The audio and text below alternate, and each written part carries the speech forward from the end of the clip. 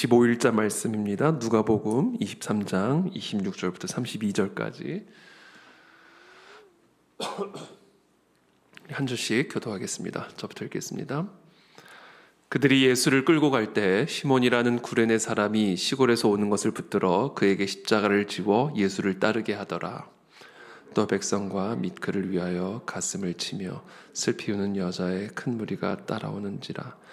예수께서 돌이켜 그들을 향하여 이르시되 예루살렘의 딸들아 나를 위하여 울지 말고 너희와 너희 자녀를 위하여 울라. 보라, 날이 이르면 사람이 말하기를 잉태하지 못하는 이와 해산하지 못한 배와 먹이지 못한 젖이 복이 있다 하리라. 그때 사람이 산들을 대하여 우리 위에 무너지리라 하며 작은 산들을 대하여 우리를 덮으라 하리라.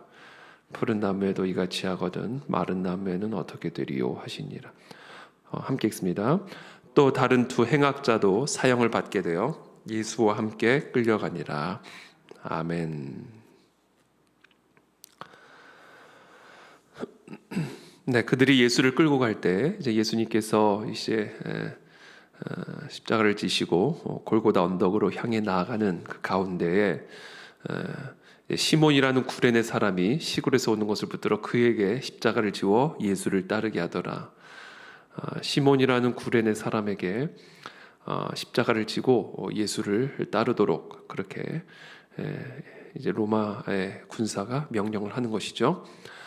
또 백성과 및 그를 위하여 가슴을 치며 슬피 우는 여자의 큰 무리가 따라오는지라. 그리고는 그 뒤에 정말 이 특별히 예수님을 위해서 가슴을 치며 슬피 우는 여자의 그 큰 무리들이 따라가는 그런 광경을 이제 누가는 기록을 하고 있습니다. 그때 예수께서 돌이켜 그들을 향하여 이제 울고 있는 슬피 우는 그 여자의 큰 무리들을 향하여 이르시되 예루살렘의 딸들아 나를 위하여 울지 말고 너희와 너희 자녀를 위하여 울라.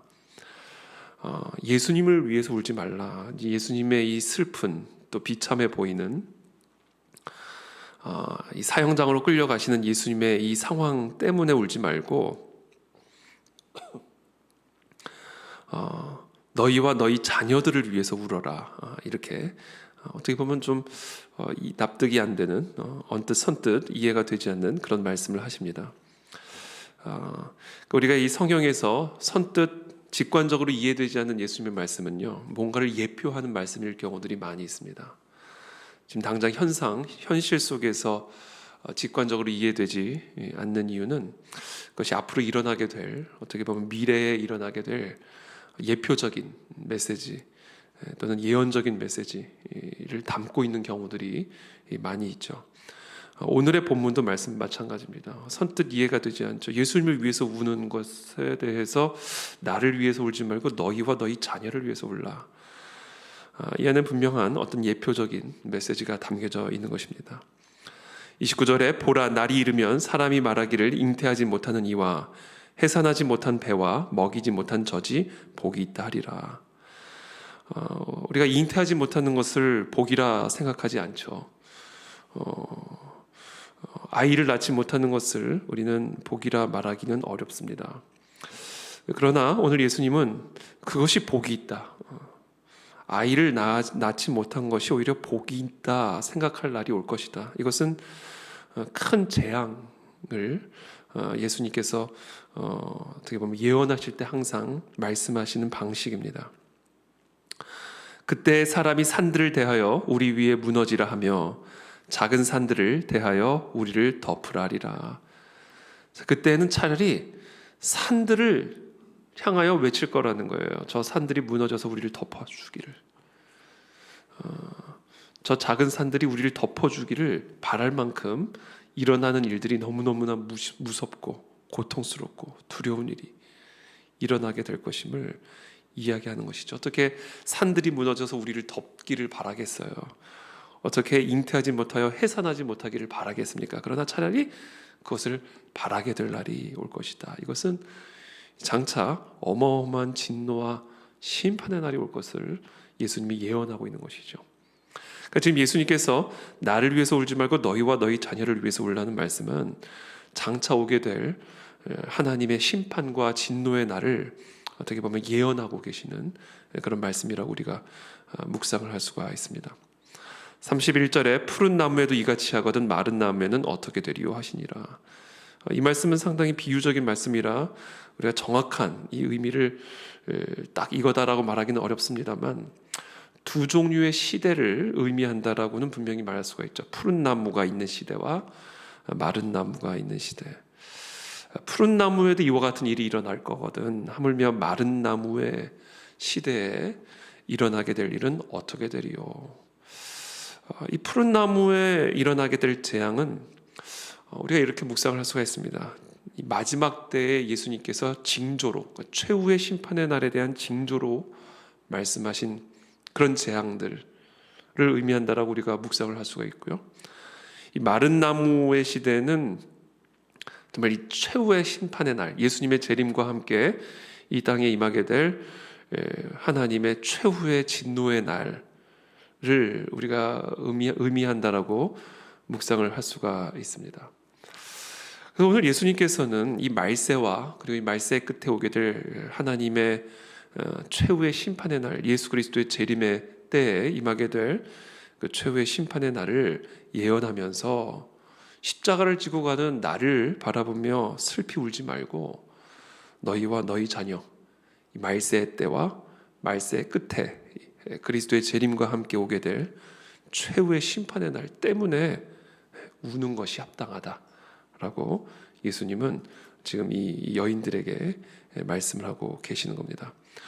저는 오늘 이 말씀 특별히 예수님이 이 그때에 최후의 심판의 날 진노의 때에 사람이 산들을 대하여 우리 위에 무너지고 작은 산들을 대하여 우리를 덮으라 하라는 이 말씀을 묵상하면서 특별히 계시록 6장에 여섯째 인을 떼실 때 그때 일어나게 될 진노의 날에 임하게 될 그 예언의 메시지를 우리가 함께 좀 연계해서 묵상을 할 필요가 있다고 생각합니다. 여섯째 인을 떼실 때 큰 지진이 일어나게 되고 또 해가 온통 큰 핏빛으로 변하게 되고 또 하늘의 별들이 무화과 나무에 설익은 열매들이 대풍에 흔들려 떨어지는 것처럼 하늘의 별들이 떨어지게 될 것이고 또 하늘이 두루마리처럼 말리는 그런 일들이 일어나게 될 것이고 그리고 그때 땅의 임금들과 귀족들과 장군들과 왕족들과 또 종들과 자유인들, 그러니까 모든 인간들이라는 거죠. 이 땅에 사는 모든 인간들이 저 굴과 산들의 바위 틈에 숨어가지고 저 산들과 바위들에게 말할 것이라는 거예요. 저 무너져서 다 우리를 덮어달라. 그래서 우리를 저 보좌에 앉으신 어린 양의 진노로부터 우리를 가려달라 라고 외치면서 산들이 무너지기를, 그래서 우리를 덮어주기를, 그래서 저 어린 양의 진노로부터 우리를 감춰주기를 외치게 되는 그와 같은 환상을 이 여섯째 인을 떼실 때 보여주시죠. 그러니까 오늘 저는 결국 이 본문을 우리가 어떻게 이제 묵상을 해야 될까? 왜 예수님께서는 이 여인들을 향하여 예수님 십자가를 지고 저 사형장으로 끌려가시는 예수님을 향하여 슬피 우는데 사형장으로 끌려가시는 예수님이 오히려 그 뒤에 있는 여인들에게 또 우리들에게 너희를 위해서 울라 라고 말씀하시는 것일까? 그것은 결국은 이 십자가의 의미를 알아야 된다라는 것으로 우리가 결국은 귀결되어지는 것이죠. 지금 내가 지고 가는 이 십자가의 의미를 너희들이 알아야 된다. 그리고 그 의미를 제대로 알려고는 이제 최후의 날에 임하게 될 이 하나님의 진노와 너희들을 향한 하나님의 진노 아래에 있는 죄인들을 향한 하나님의 심판을 너희들이 이해해야 한다. 그것을 이해한다면 이 십자가를 지고 저 사형장으로 끌려가는 나 때문에 울 것이 아니라 오히려 너희와 너희 자신을 위해서 울게 될 것이다. 즉, 이 십자가는 우리의 모든 죄를 예수 그리스도에게 담당시키시고 예수 그리스도를 십자가에 대신 죽게 하심으로 말미암아 하나님의 진노와 저주 아래에 있는 우리 모두를 구원하시는 하나님의 구속의 사역이다. 그러므로 이것 때문에 너희가 울 것이 아니라 그것을 거부하는, 그것에 대해 무지하는, 지금 내가 지고 가는 십자가의 의미를 제대로 알지 못하고 울고 있는 너희와 너희 자녀를 위해서 우는 것이 마땅하다. 그러니까 결국 예수님은 지금 이 예표적인 예언적인 메시지를 통해서 지금 예수님이 골고다를 향해 지고 가신 십자가의 의미, 골고다에서 못 박히게 될 그 십자가의 참된 의미를 너희가 알아야 된다라는 것을 어떻게 보면 예언적으로 또 비유적으로 지금 설명해주고 계심을 우리는 기억해야 합니다. 그러므로 오늘 우리는 이 본문을 통해서 십자가를 붙잡아라, 십자가 때문에 울지 말고 십자가를 붙잡아라, 심판의 날, 최후의 날에 임하게 될 이 어린 양의 진노를 기억하고 이 십자가를 붙들어라라는 것이죠. 또 이 십자가는요, 되게 양면적인 의미가 있습니다. 이 십자가를 우리도 지면 이 구레네 사람처럼 우리도 동일하게 십자가를 붙들면 십자가 위에 못 박히신 예수 그리스도의 그 대속의 의미를 믿고 우리도 그 십자가를 붙잡으면 그러면 구원을 받습니다. 이 어린 양의 진노로부터, 하나님의 진노로부터 구원을 받지만, 그러나 이 십자가를 거부하면 그 십자가에 내가 매달린다라는 것이죠. 그래서 이 십자가는 이중적인 양면적인 의미가 있습니다. 이 십자가에서 예수님이 죽이심을 당한 이 십자가 사건의 의미를, 대속의 의미를 우리가 믿음으로 받아들이면, 그 십자가를 붙잡으면, 구레네 사람처럼 십자가를 붙잡으면 그 십자가로 말미암는 대속의 은혜가 우리에게 임하여 우리는 하나님의 진노로부터 구원을 받지만, 우리가 이 십자가를 거부하게 되면, 이 십자가 지기를 거부하게 되면, 십자가를 믿기를 거부하게 되면 이 십자가가 우리에게 심판이 되어진다. 우리도 그리스도와 같이 십자가에 못 박히게 된다. 예수님이 아니라 내가 못 박혀야 된다라는 것을 말씀하시는 것이죠. 그래서 이 십자가를 거부하는 너희들이 이 십자가에 매달리게 될 것을, 이와 같은 비참한 하나님의 저주 아래 거하게 될 것을 알고 너희와 너희 자녀를 위해서 슬피 울라라는 이 말씀을 오늘 주님이 우리에게 하고 계시는 겁니다. 그래서 십자가는 구원의 십자가인 동시에 심판의 십자가입니다. 오늘 이 생명의 삶 편집자가 정한 이 제목은 아주 정확한, 오늘 본문을 정확하게 반영하는 그런 제목이죠. 십자가는 십자가를 믿는 자들에게는 구원의 십자가이지만 십자가를 거부하는 자들에게는 심판의 십자가입니다. 십자가를 믿는 자들에게는 예수 그리스도의 대속의 의미, 십자가에 우리를 대신하여 못 박히신 그리스도의 그 대속으로 말미암아 구원을 받지만, 그 십자가를 거부하면 내가 그 십자가에 매달려야 됩니다. 영원한 하나님의 저주 아래 거하게 된다라는 것이죠. 그래서 이 그리스도의 비참함이 곧 나의 비참함이 될 것이다. 예수 그리스도께서 십자가에서 보여주신 그 잔혹한 하나님의 저주 아래 당하신 그 비참함이 전부 다 오로지 내가 당해야 할 저주가 될 것임을 이 십자가는 이중적으로 우리에게 보여주고 있는 것입니다. 그래서 이 최후의 심판의 날, 진노의 날이 누군가에게는 그 진노로부터 구원을 받는 구원의 날이 되는 동시에 누군가에게는 그 진노의 날이 심판의 날이 될 것임을 예수님은 이 슬피 울며 예수님을 따르는 자들에게 가르쳐주고 계시고, 또 저 여러분들 모두에게 말씀해주고 계시는 것입니다.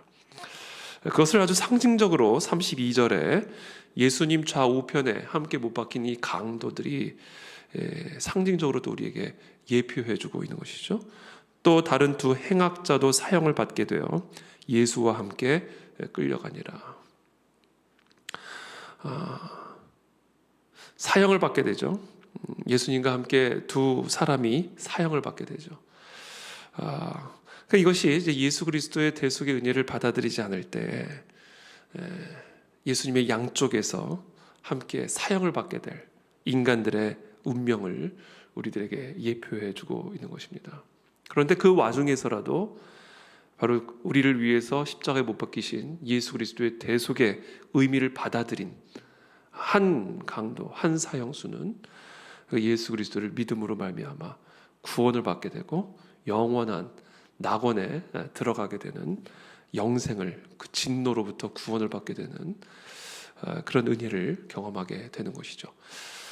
그래서 정말 이 전능하신 하나님께서는 이 예수 그리스도의 이 모든 말씀 하나하나 또 못 박히심 하나하나, 또 십자가를 지고 이 골고다를 향해 가시는 그 와중에 구레네 사람에게 그 십자가를 지게 하시는 그 모든 상황 하나하나, 십자가에 못 박힌 두 강도들에게 일어난 그 사건 하나하나를 통하여 이 십자가의 대속의 의미를 받아들이는 자와 그것을 거부하는 자들에게 일어나게 될 최후의 심판의 날에, 진노의 날에 일어나게 될 그 모든 하나님의 구원의 역사와 심판의 역사를 아주 복합적으로 우리들에게 예언하고 계십니다.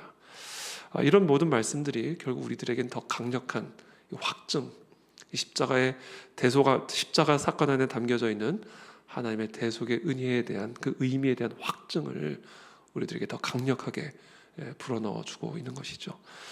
그러므로 오늘 이 새벽에 주님 다시 한번 이 십자가를 붙잡습니다. 십자가 앞에서 모든 것이 회복이 되고 치유가 되고 나음을 얻고 사함을 받는 영원한 생명을 주시는 십자가의 은혜를 우리가 이 시간 다시금 붙잡으며 나아갑니다.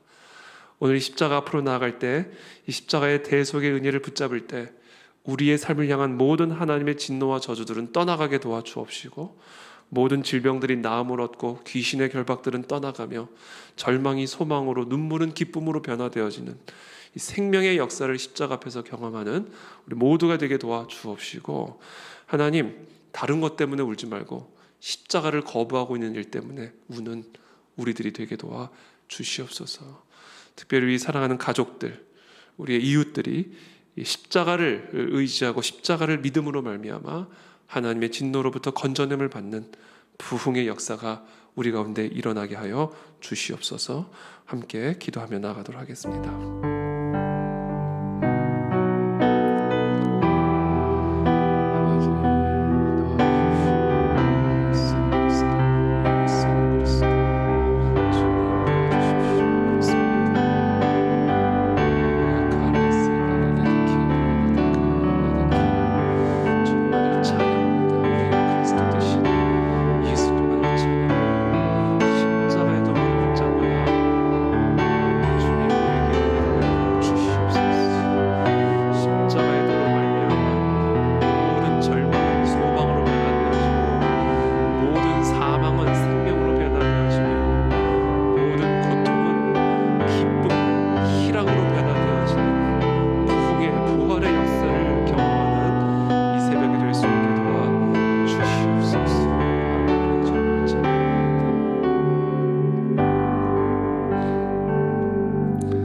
살아계신 주님, 십자가 아래 소망이 있습니다.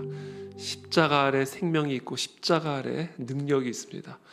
오늘 이 새벽에 하나님, 우리의 모든 수고하고 무거운 짐진 것을 가지고 다 십자가 앞으로 가지고 나아가 그 모든 것들을 예수 그리스도에게 담당시키고 우리는 그 십자가의 생명으로 말미암는 소망으로 충만함을 얻고 감사와 기쁨과 찬양으로 충만함을 입는 이 복된 새벽이 될 수 있도록 오늘 이 새벽에 우리 모두에게 십자가의 대속의 은혜를 허락하여 주시옵소서. 특별히 주님, 이 진노의 날, 최후의 날을 기억하며 십자가를 지고 그리스도를 따를 것을 명령하시는 주님의 말씀을 우리 모두가 겸허하게 듣게 도와주옵시고, 끝까지 예수 그리스도의 십자가를 지고 그리스도와 함께 동행하며 십자가의 승리를 누리는 우리 모두가 될 수 있도록 이 새벽에 새 힘과 새 능력과 새 은혜를 베풀어 주시옵소서.